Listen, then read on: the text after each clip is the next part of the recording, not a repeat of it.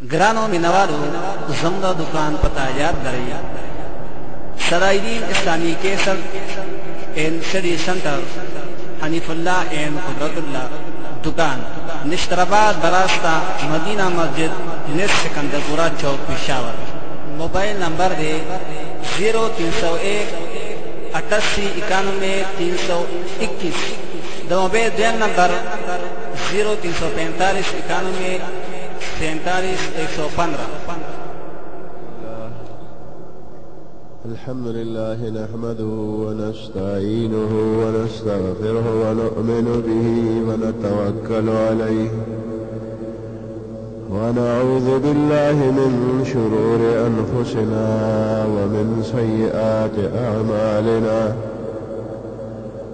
من يهده الله فلا مضل له ومن يضلله فلا هادي له.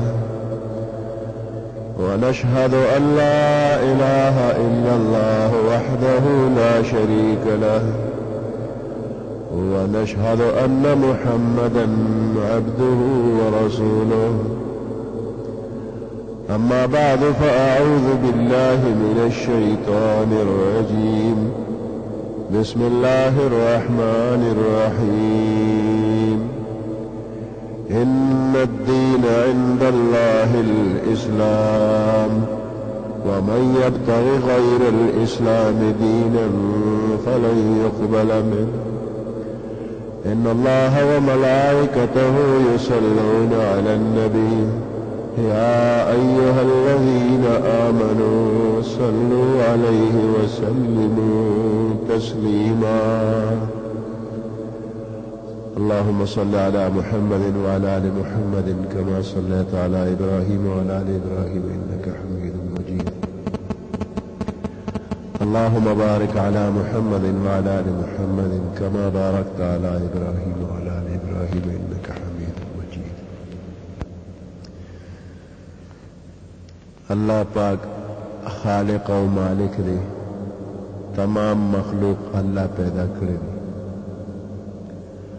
او د هر مخلوق د جون تیرولو انداز الله پاک مقرر کړی. حیوانات تی عقل پکې نشته دی، د هغوی د جون تیرولو ځان له یو طریقه ده او په هغې طریقه باندې نه عذاب شته او نه پې ثواب شته. تمام حیوانات او ځناور خپل جون تیری، خوراک سکاک کوي، چې کومه ډیوټي ورته حواله ده هغه ډیوټي پوره کوي، کمې په هغې کې نشته. که د الله ذکر دی نو تمام حیوانات یې کوي، د الله حمد و ثنا هر یو شی کوي، که حیوان دی که غیر حیوان دی.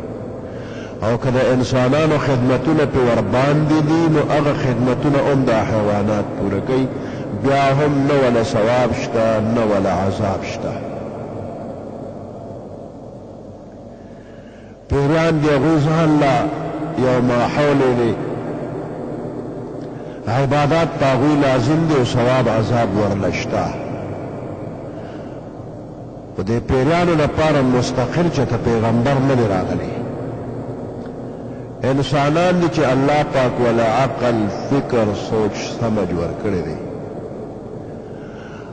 او دې انسانانو لپاره د ژوند تېرولو طریقې څه دوی په خپله جوړې کړي دي او څه طریقې الله جوړې کړي دي.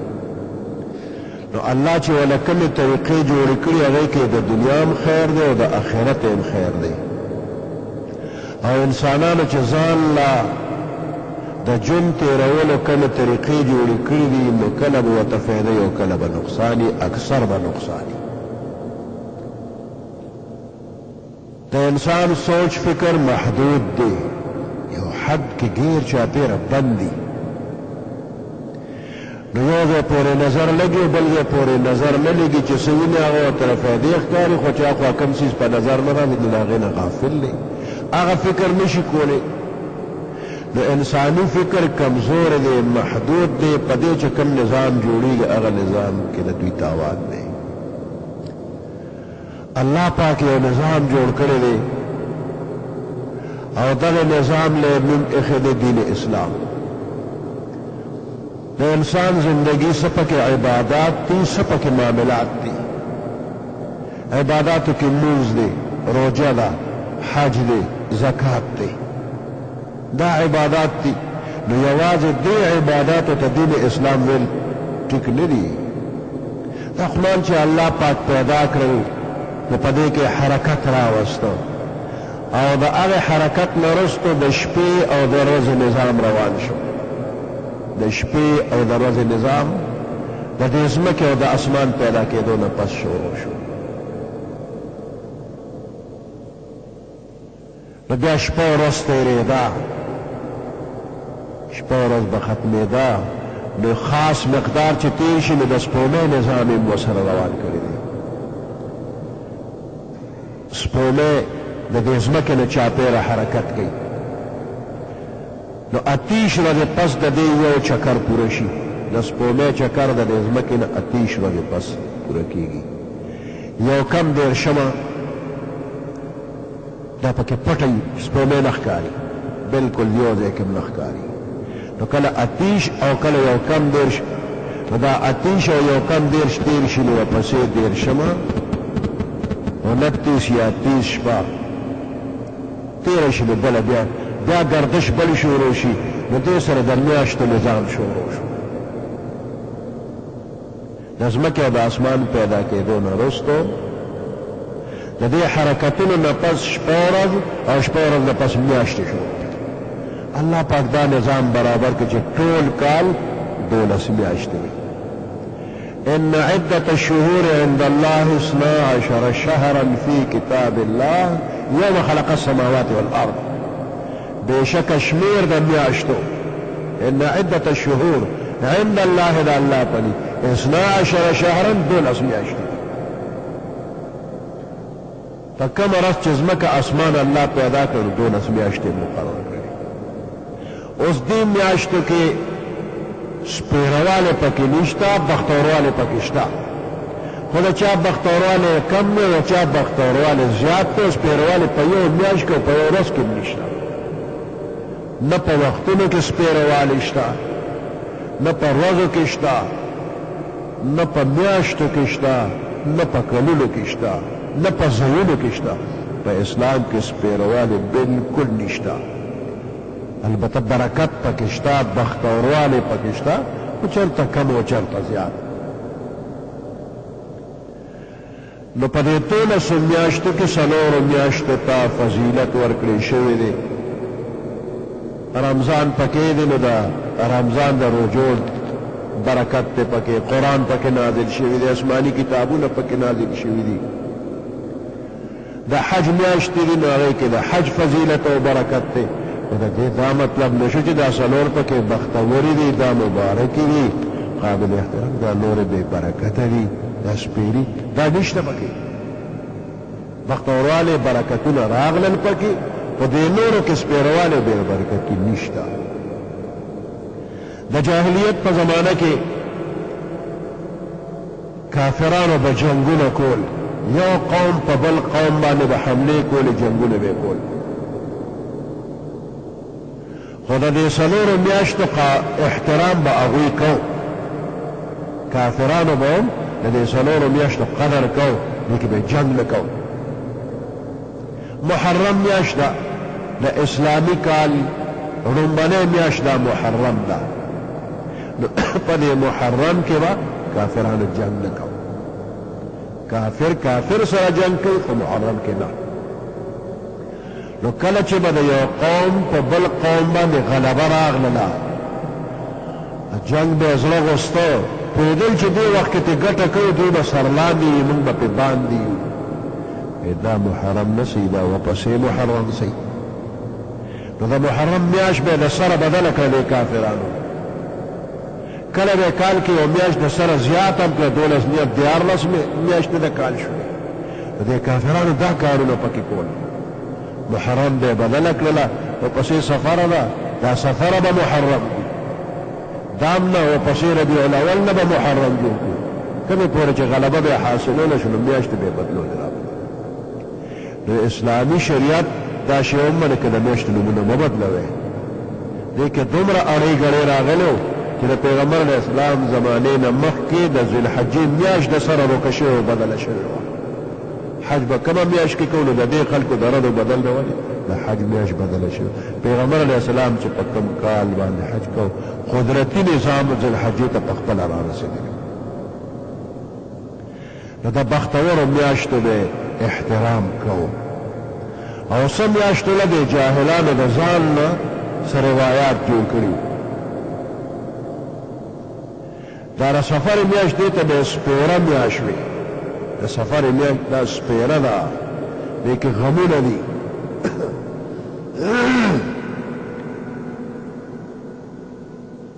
زرګونه مرضونه به یې یادول دی خلکو چې په دې میاشت کې مرضونه راځي او د څه علاج شته او د څه علاج نشته او څه ډاکټرانو ته پته نه ده چې دا چاته پته نه ده دا به د جاهلیت د زمانې خلکو ویل وی په دې میاشت کې دومره مصیبتونه راځي دومره مرضونه راځي دا د عربو د جاهلیت د زمانې خبرې وي او زموږ د پښتنو په علاقه کې وی په دې میاشت کې وړاندې شل ګوټ پیریان زموږ دې علاقو ته راځي اوس خلکو نه هېر شوي خو پخوا به دا وو وی شل ګوټه وړاندې دې میاشت کې راشي سفر میاشت کې نو ماښام نه وروسته به وړو ته وی ګورې ګرځئ مه په پیریانو ماماګانو بخپې کښېنئ ماماګانو ته د یرې نه وي یریږي ته نو ځکه ورته ماماګانو نو پیریانو ماماګانو باندې بخپې کښېنئ دا به خلکو وي او دې بوډاګانو ښځه به ورته دا ووایي چې ماشومان که د څه ضرورت دپاره وځي ګرځي ورته چې پاش خبردار نو پیرې که په ځمکه پروت یې به پاسي لار به راته کړي دا خبرې نشته دا د جاهلانو خبرې وي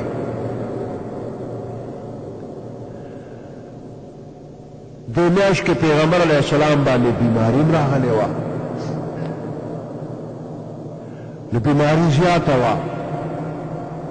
په ربیع الاول کې چې دې پسې بله میاشت را روانه هغې کې پیغمبر علیه السلام پیدایش هم دی وفات شوی هم په ربیع الاول کې دی نو پیغمبر علیه السلام بیماري وه د اخیری چهارشنبه باندې د سفر د اخیری چهارشنبه باندې د پیغمبر علیه السلام بیماري زیاته شوې ده زیاته شوه د پښتنو په علاقو کې دا ټکي خلک وایي چې اخیری چهارشنبه باندې بیماري کمه شوه او بیبیانې خوشحاله شول خیرات یې کړ نو نور څه نو سړی ډوډۍ راواغېسته هغه چوري کړل او چوري یې جوړه کړه بیبیانو خیرات وکړ چوري یې وکړه بس هغه خلکو کره خیرات یې ورکړه دا خبره نشته په اخري چهارشنبه د پیغمبر علیه السلام بیماري کمه شوې نه زیاته شوې وه الټه خبره خلکو جوړه کړله نو په دې میاشت کې چوریانې هم کوي چوریانې نشته دی د پښتون قوم نه غیر بل څوک چوریانو د سره پېژني نه که چېرته دا شوې وه نورو قومونو ته به هم دا روایت رسېدلی و نورو قومونو کې د چورۍ نوم قدرې نشته په پښتنو کې د چورۍ نوم شته بیا والا روایات هم جوړ کړو ذهن به دې ورچو شوی وي په تاریخي روایات وغیره که ګورې که اسلامي کتابونه ګورې نو بیبیانو چورۍ نه ده کړې چورۍ نه قلار شوی په اخري چهارشنبه چوري نشته او د اخري چهارشنبې د صحتیاب کېدو دپاره یو روایت هم نشته بې اصل دی بنیاد ورله نشته دی قضا وی خو به خیرات کوو خو دا کوېدلې میدلې شوي واده شو نو دې ورځو کې دا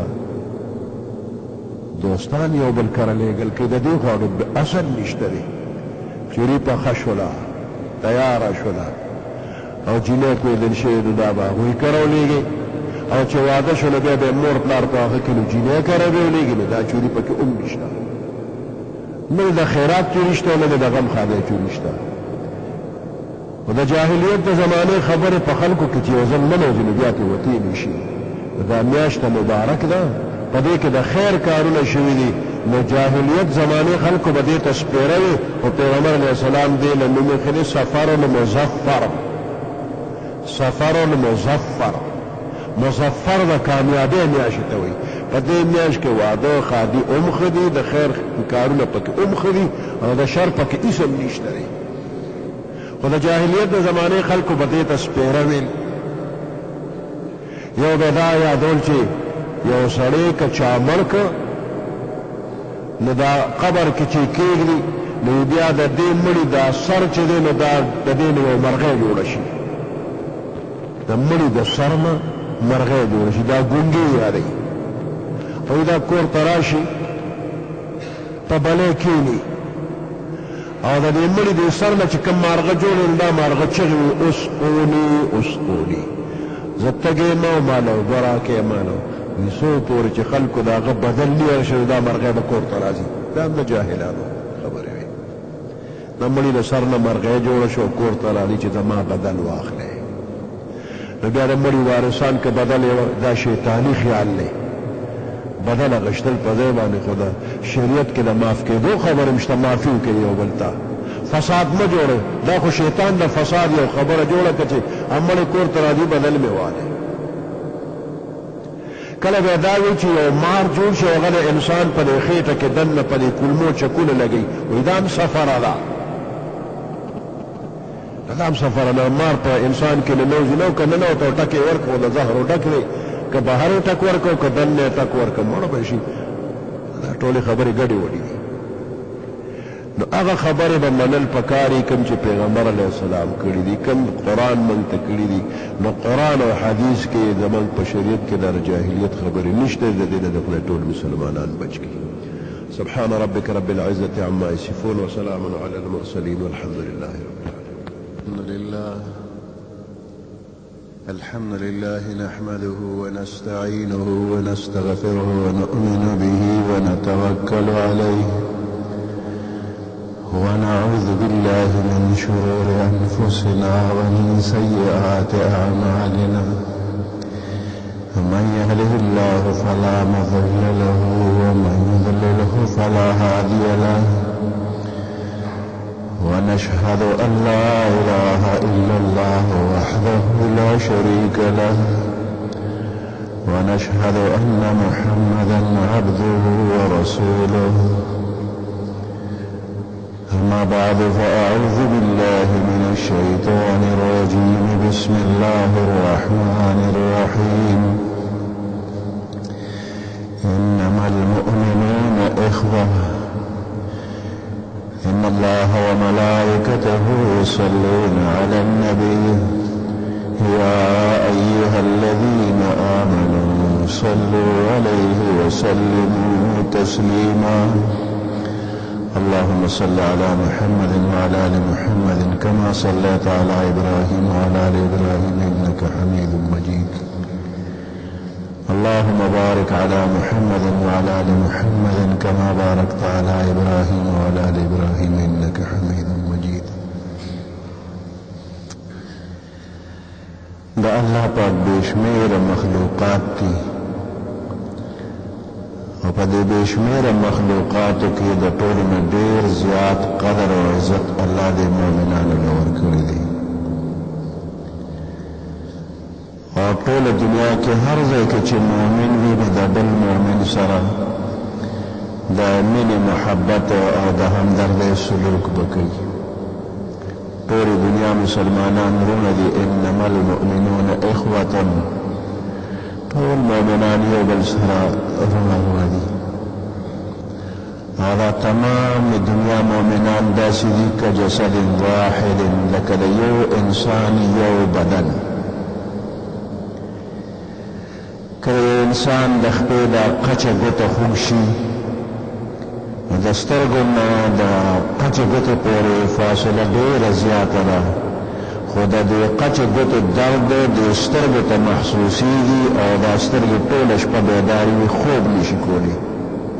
د خپې قچه ګوته خوږ ده د هغې د لاسه سترګې چې دی نو آرام نشي کولی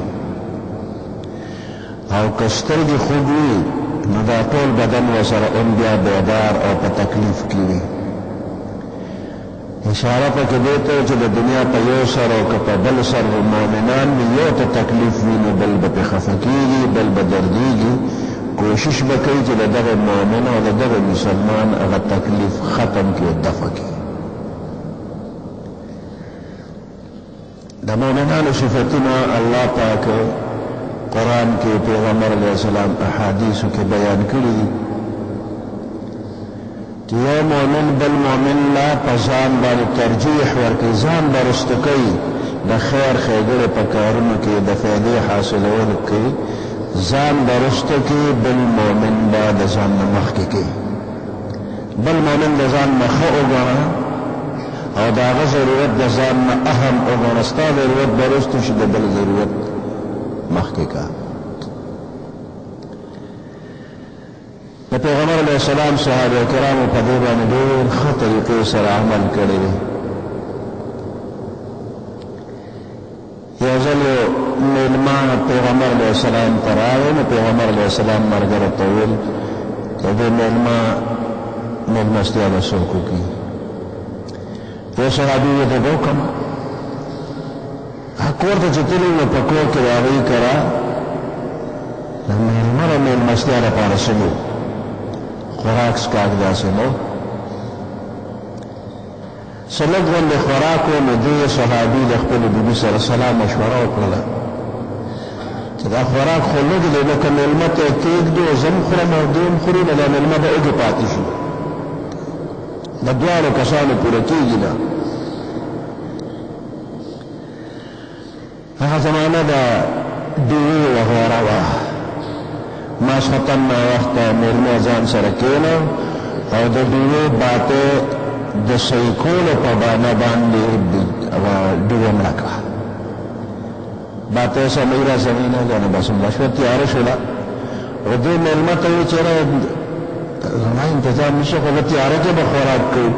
نو دوی هسې ګوتې ښکته پورته کوي او شخوندې چپ چپ ورسره کوي او مېلمه ته هغه طعام ور مخکې کړ. مېلمه ځان موړ کړ، هغه مېلمه دا خیال چې د کوربه امه سره پوره خوراک وکړي، ځکه چپ چپ اواز به دم.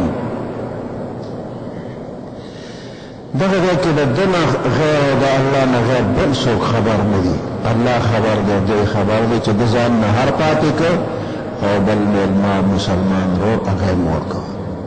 سهار پیغمبر علیه السلام ته وحی الله دا خبر ورکړی دی چې دې صاحب ځان نه هر پاتې کړی مېلمه موړ کړ. ويؤثرون على انفسهم ولو كان بهم خصاصه،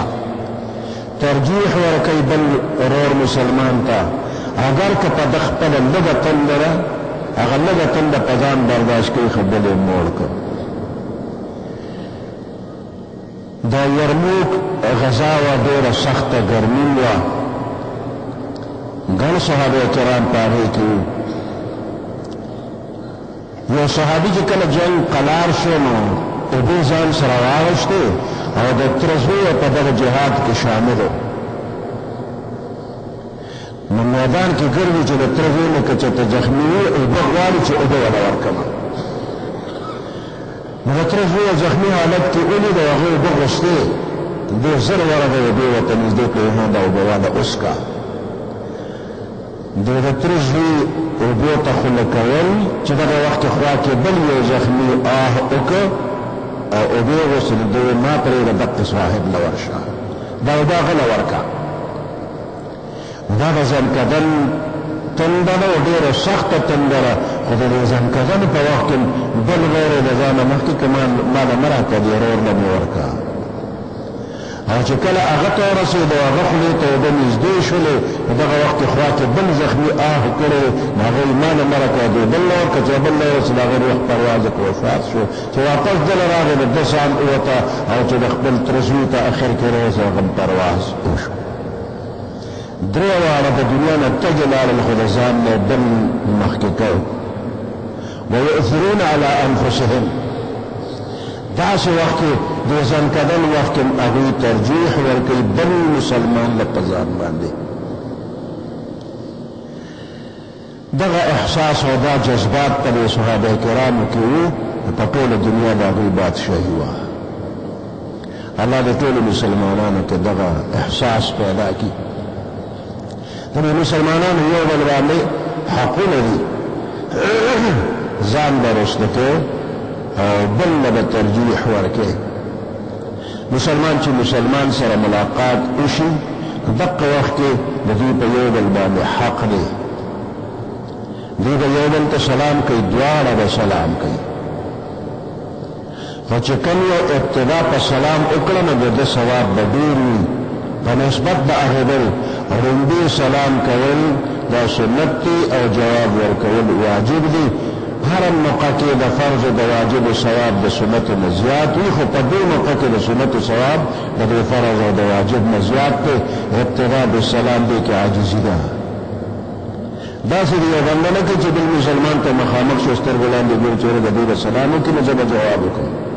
د زمانه سبي سره کو نه چې د ابتدا کې سلام کو دقه لوی تکبر او په دې لوی تکبر خو شیطان تباه شو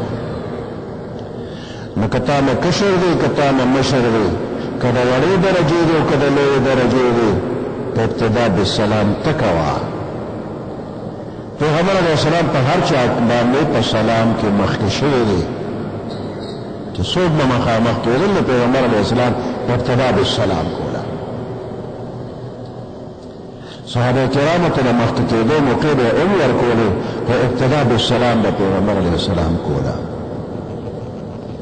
په سلام کې د سلامتیا معاهده ده یو مسلمان زستانه سلامتیا کې او ته زمانه سلامتیا کې زما ستا په منځ کې صلح او سلامتیا ده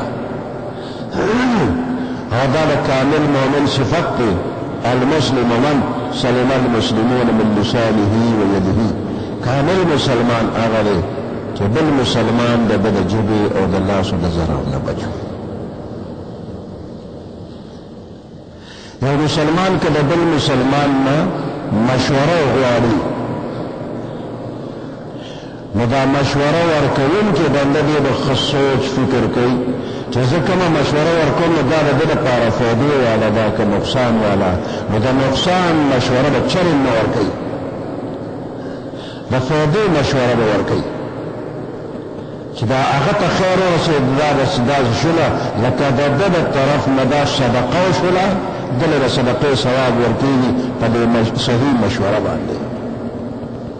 او که صحیح مشوره ور نه کړله نو دې بنده خیانت وکړ دا خیانتګر بنده دی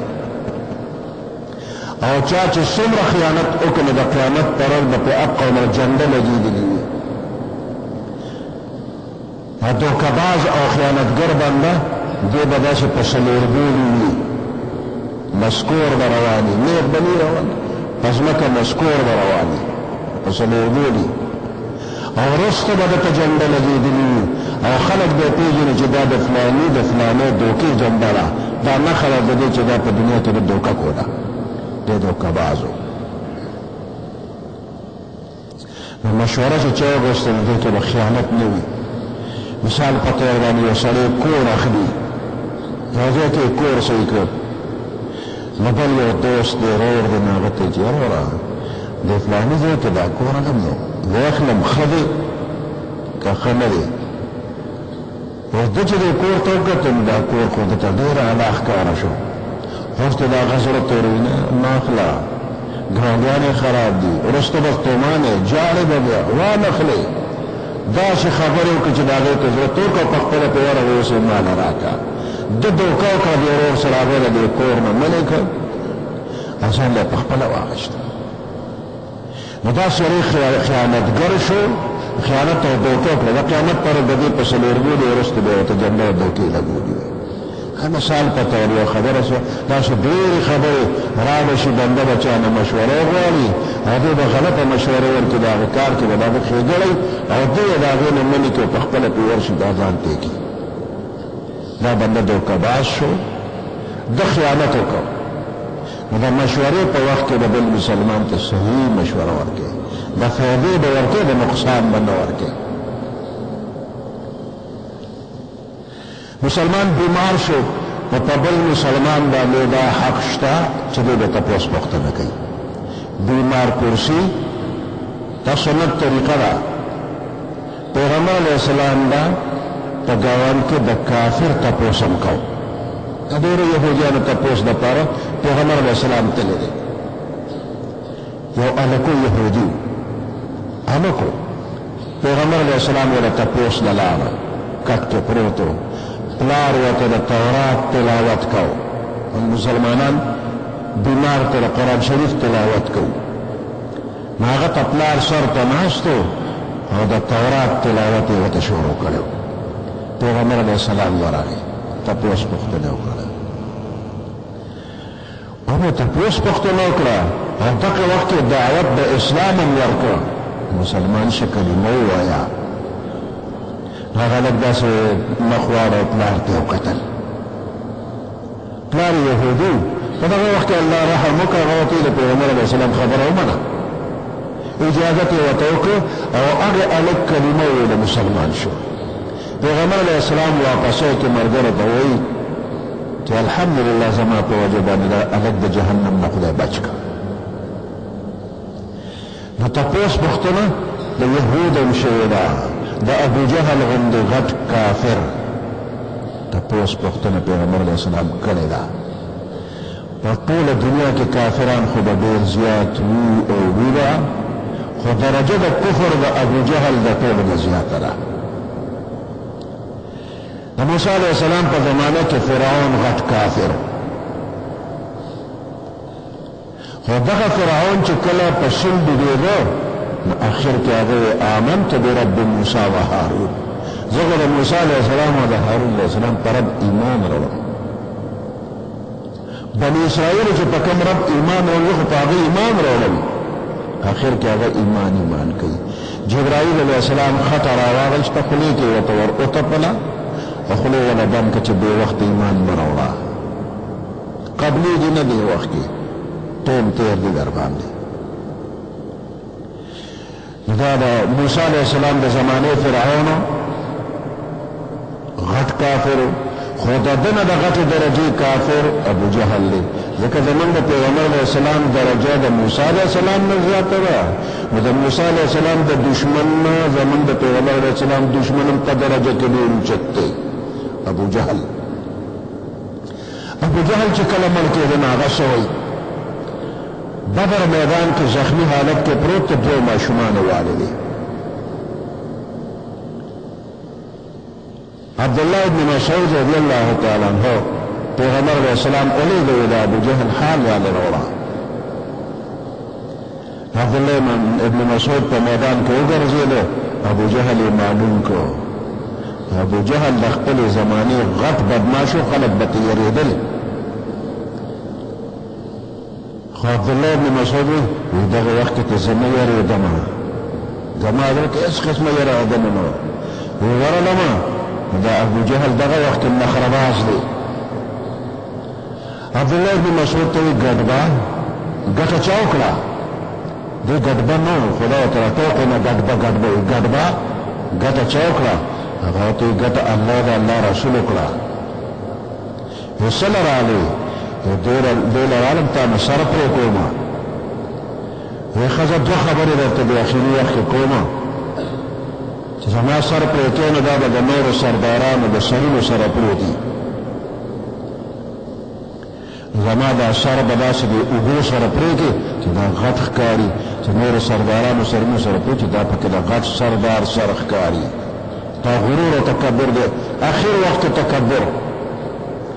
دویمه خبره ده چې دا ته ورته پیغمبر وی نو ده ته به وویل چې زما تا سره مخکې څونه دشمني او نفرت نن هغه دشمني او نفرت د هغې نه انتهایي زیات دی اوس مې نه یې خوښه ګوره د موسی علیه السلام فرعون خو آخر کې ایمان راوړم نو زمونږ د پیغمبر علیه السلام د زمانې فرعون ابو جهل ایمان نه د نفرت اظهار کوي ډېر خراب و خو دې خراب نه هم پیغمبر علیه السلام تپوس پوښتنې لګته نو د بیمار تپوس پوښتنه سنت طریقه را کله چا سره لګي نه سترک ګلي ورسره په غله کې ریښي وي د ابو جهل نه خو به خراب نه کنه د موجوده زمانې د مسلمان رور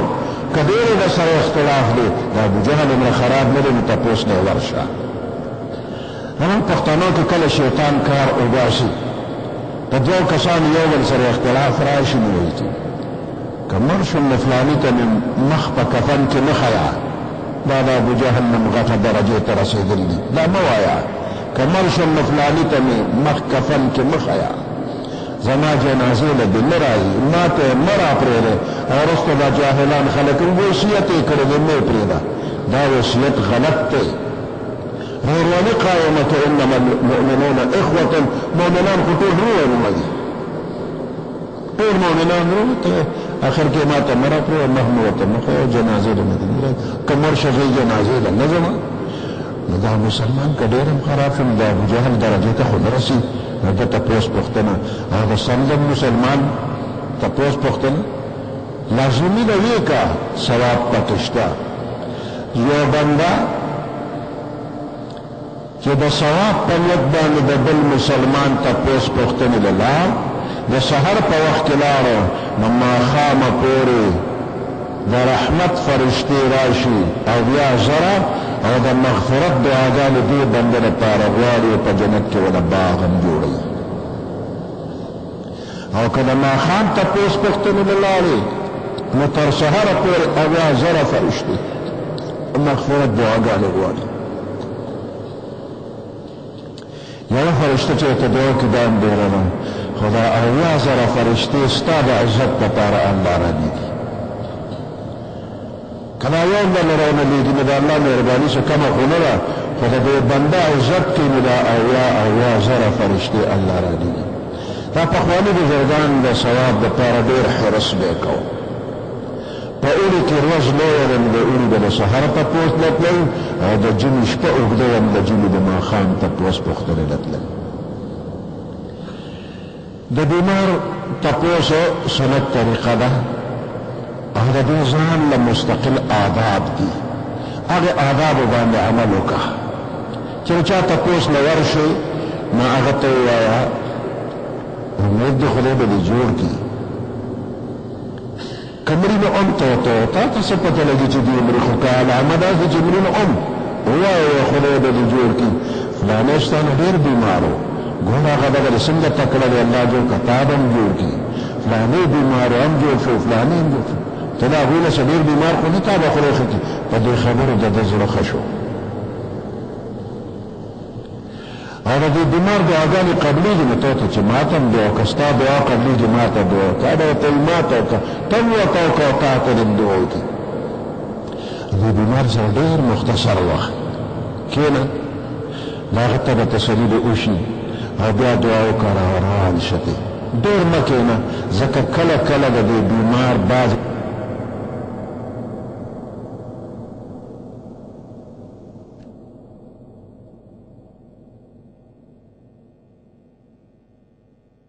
بس به ورته ډېر کښېني چې په چا زړه خوشحالېږي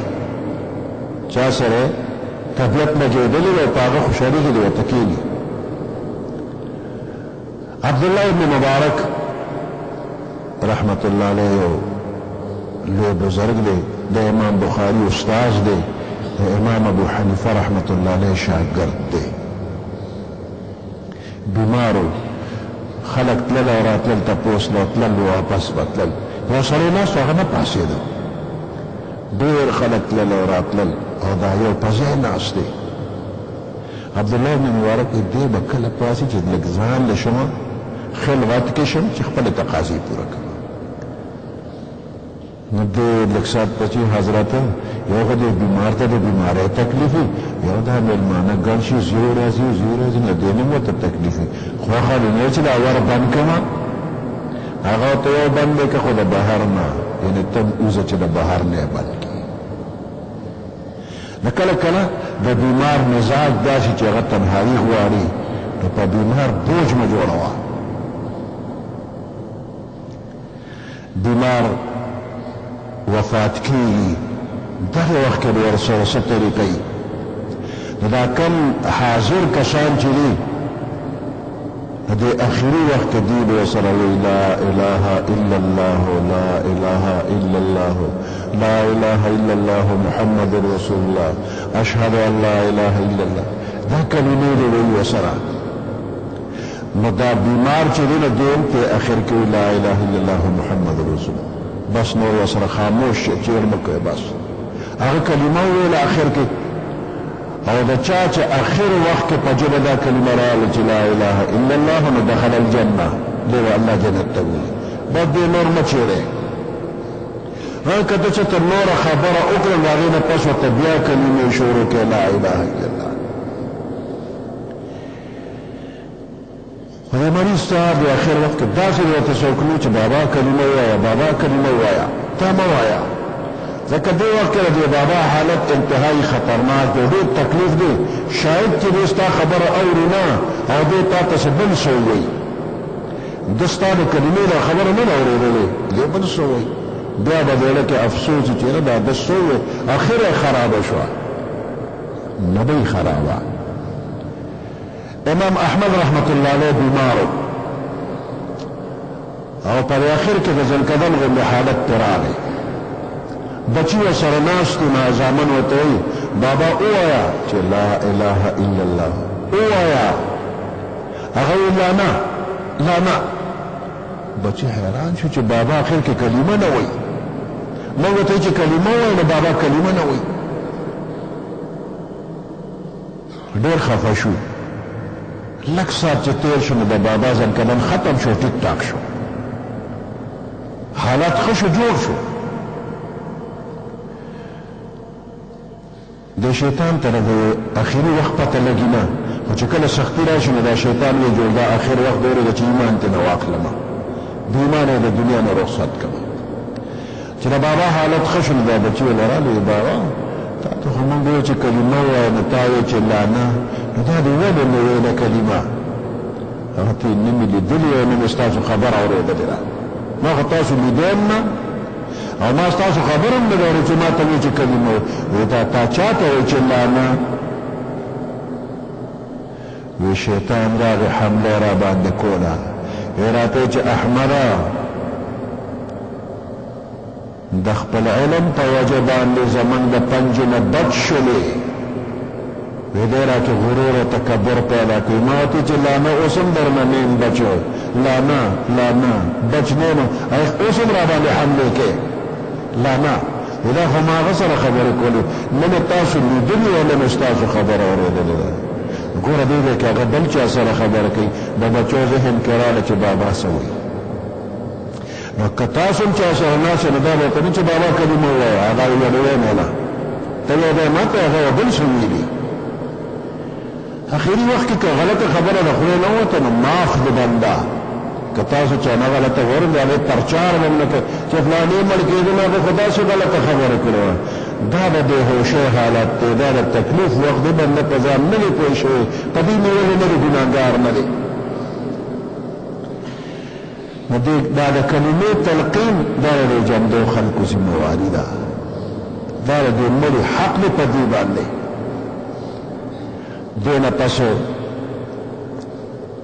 بنده روح پرواز وکړو، دا سترګې غړېدلې وي چې کله د انسان روح وځي دې په بره روانې نو دا انسان دا سترګې جمدې وي، ټول بدن نه ساه ووتله او سترګې جمدې وي، د خپل روح پسې ګوري چې روان دی. څو سکند به سترګې جمدې وي، د هغې نه پس بیا دا سترګې عمرې شي، نو دا سترګې چې کلاو پاتې شي دا بدې ښکاري. نو د شریعت حکم دا دی چې دا قطه ګوته پې کېده او سترګې وله را بندې کړه، دغه تازه وخت کې وروسته بیا دا کلکې شي نو نه راغونډېږي، دا سرمن کلکه شي او د راغونډېدو هغه طاقت ته ووته نو سترګې کلاو پاتې شوې. نو دا سترګې وله راغونډې کړه، پټې کوله. دا جامې دا رګونه سس شو نو دا لاندې جامه وتښتې نو خوله وازه پاتې شوه، نو دا زنه وله وتړه. دا خپې کلاو پاتې شولې، واسه چې کلاو وي نو بدې ښکاري، نو دا دواړه قټې ګوتې وله وتړه چې خپې غونډې شي. دې تازه وخت کې دغه کار ورته وکړه. او دې نه مخکې ده سره خوا کې قرآن ویل جایز و، اوس چې روح پرواز وکړو نو دې وخت کې به ورسره تلاوت نه کېږي،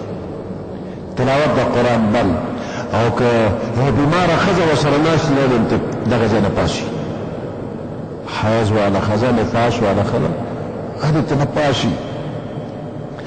البته غسل ورکړي شي نو هغې نه پس که بیا تلاوت خوا کې کېږي نو کېدی شي غسل نه مخکې د مړي خوا کې تلاوت مه کوه، لرې لرې د کوي تلاوت خلک، سبق د وایي ثواب دی وربخي، دغه وخت کې هم ثواب رسي، وروسته هم رسي ورته.